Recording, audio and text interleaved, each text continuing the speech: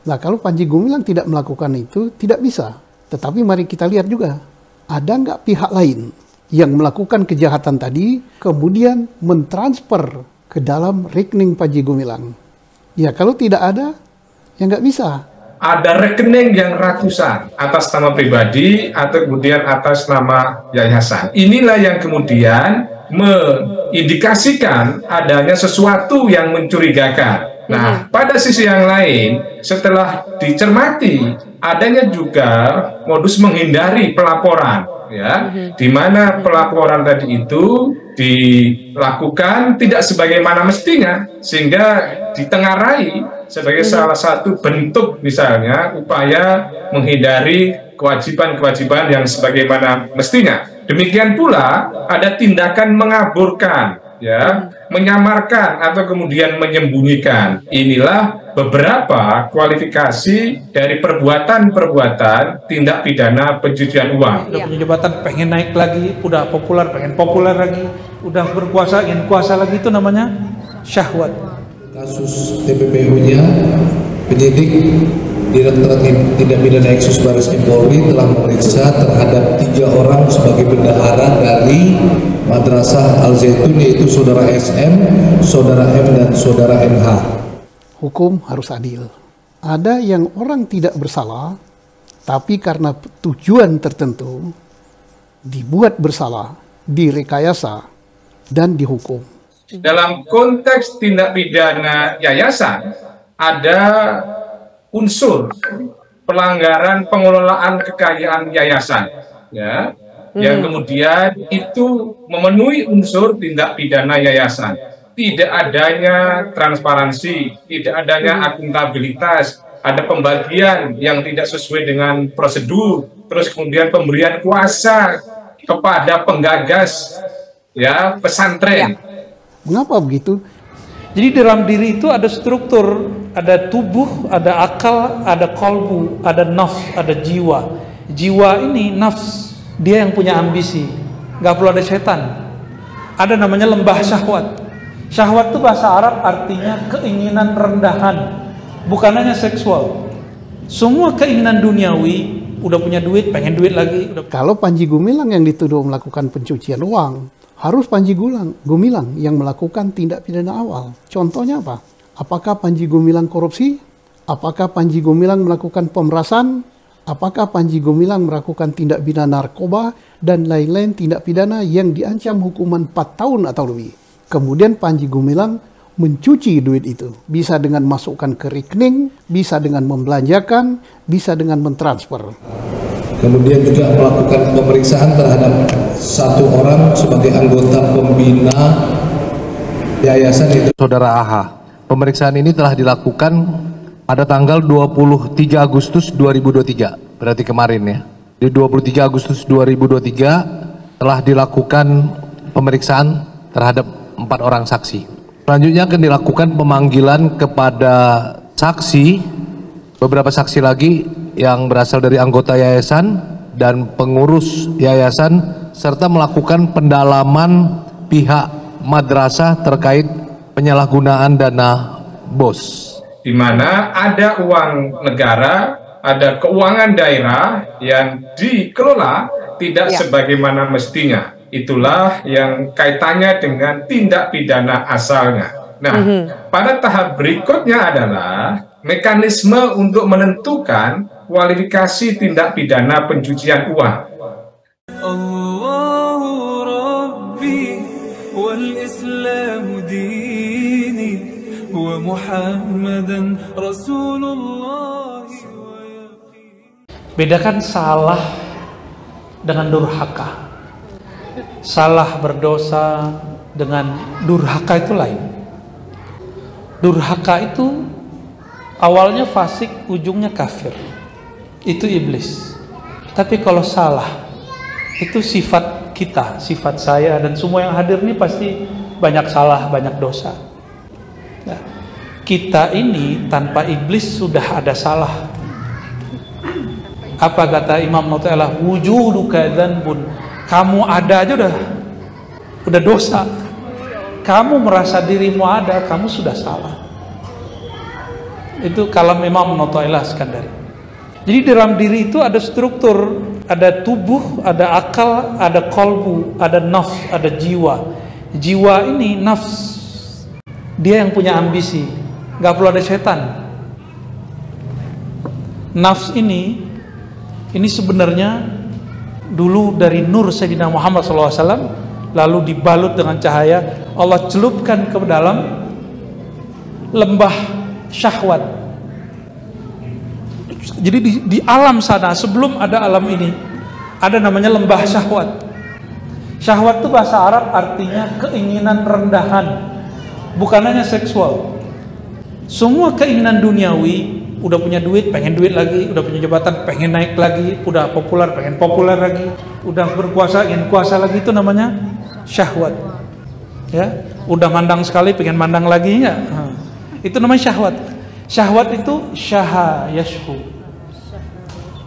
yashtahi, ishtaha, yashtahi, berkehendak tapi hendaknya rendah, karena kiblatnya nafs, bukan ruh. Jadi syahwat itu terbagi dua, ada syahwat nafsiyah, dia mengikuti celupan tadi. Karena celupan itu ada pada diri saya, ada pada Pak Polisi, Pak Darwan, bener ya. Terima kasih tadi udah ngawal Pak ya. Barakallahu fikum. Ketika Allah telah celupkan, maka itu nempel. Ini yang masukkan ke tubuh ini. Maka jika kita salah berdosa, nggak usah salahkan iblis. Masih ingat Nabi Adam? Ini kajian saya awal-awal waktu pandemi. Setelah beliau terusir dari surga, kampung kita surga, masuk ke bumi ini tidak ada apa-apa, cuma ada tumbuhan, pohon, daun-daunan. Apa kata Sayyidina Adam? Rabbana zalamna, ya Rabb, yang salah kami. Dia nggak salahkan iblis. Ya Rabb, yang salah saya. Adam, dia tidak salahkan Sayyidatuna Hawa. Maka hadis yang menyebutkan laula Hawa ma'asat imra'ah ala zawjiha, itu hadis diperdebatkan maknanya, walaupun secara lokalitasnya bagus. Kalau bukanlah karena Hawa, maka seorang istri tidak akan berkhianat, berdurhaka kepada suaminya. Itu hadis banyak ulama kita mempersoalkan karena dia dari Israiliyat. Bukan karena itu, bukan karena si Hawa juga. Di dalam ini ada lembah, bekas-bekas lembah itu. Itulah sebabnya selevel Rasulullah masih istighfar. Masih istighfar. Istighfar Nabi bukan dari syahwat, lembah syahwat. Ada lagi namanya keinginan ruhani. Keinginan ruhiyah. Nabi pun istighfar, Pak. Takut Nabi salah adab. Maka Nabi sering ngomong, ya Rabb. Ya, baik, ketika ada azan, ada doa. Apa doanya? Allahumma rabba hadhihi da'wati tammah wa salatul qiyamati sayyidina Muhammadanil wasilah. Wasilah, kata beliau, ini adab Nabi Muhammad SAW.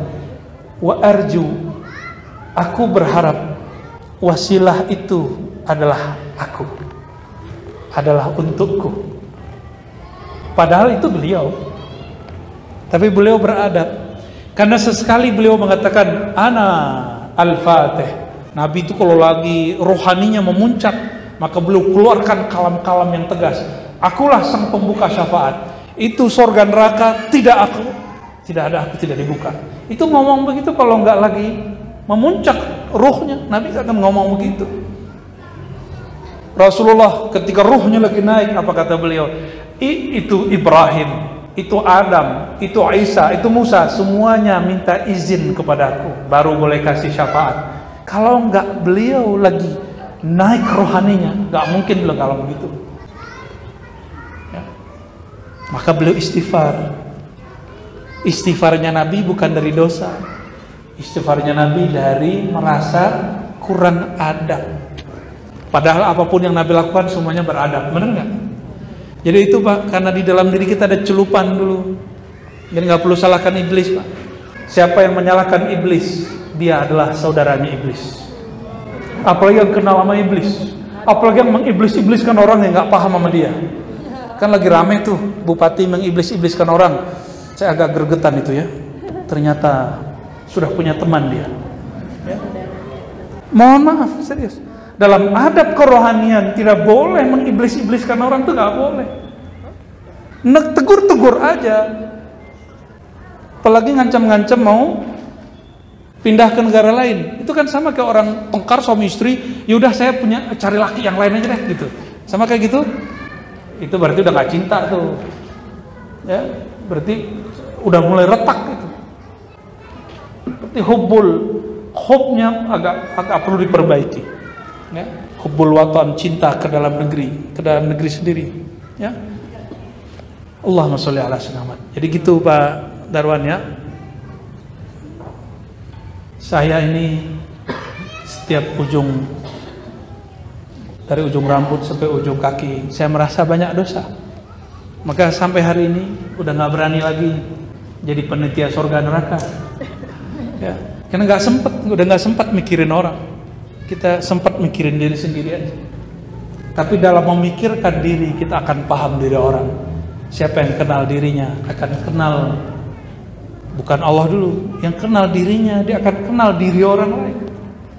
Barulah dia kenal Allah Subhanahu wa ta'ala. Maka kita memohon kepada Allah, semoga ilmu ini Allah berikan selalu. Semoga Allah kekalkan dalam kolbu dan tidak diambil. Jika diambil dengan ruh kita husnul khatimah. Amin ya rabbal.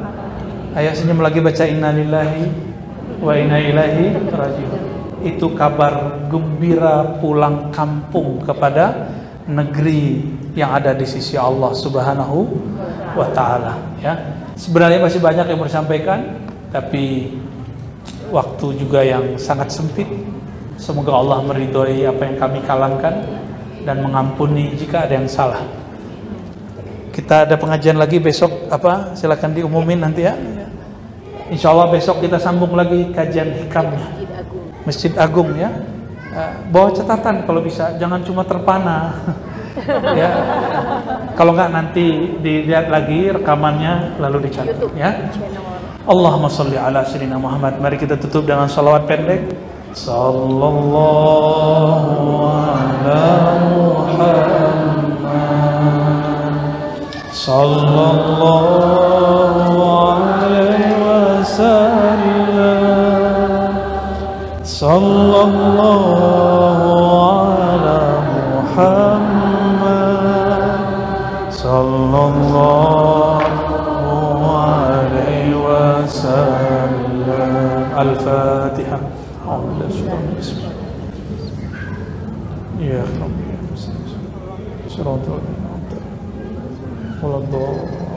Amin.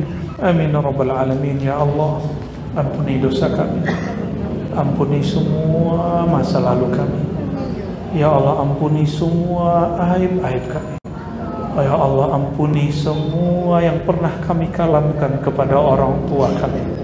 Ampunkan kalam kami yang tidak tepat kepada guru-guru kami, kepada kawan kami, tetangga kami, siapapun yang pernah bertemu kami. Allahumma ya Rahman ya Rahim. Ya Allah yang Maha Pengasih, Maha Penyayang. Meskipun dosa kami besar dan banyak, tapi rahmat-Mu lebih besar dan lebih banyak. Maka ya Allah, mandikanlah kami, limpahkanlah kami dengan kasih sayang-Mu ya Allah, sehingga tidak ada lagi dosa tersisa ya Allah. Jika nanti kami terjebak maksiat lagi ya Allah, tegurlah kami dengan kelembutan ya Allah. Jangan tegur kami dengan keagungan-Mu ya Allah. Jangan tegur kami dengan ketegasan-Mu ya Allah. Jangan tegur kami dengan amarah-Mu ya Allah. Tegurlah kami ya Allah dengan Rahman dan Rahim-Mu ya Allah. Ya Allah, semua kami mempunyai hajat duniawi dan ukhrawi.